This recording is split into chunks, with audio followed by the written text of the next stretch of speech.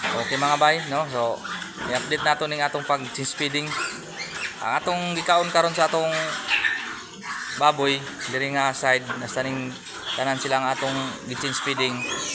Nanata sa 10 kilos nga hog free unya city media nga hog starter.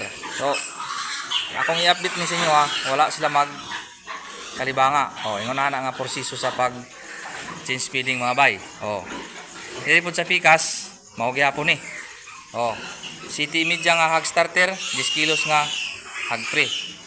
Ana ang pag change feeding nato para dili gyud sila mag kalibanga. Mao gyapon diri sa pikas. Ako na lang ni sila gisabay kay gamay ra man ning disiplina siya, sunod naman sila panganak. Mao ni ang pag change feeding mga bay no. Mahuman nato ang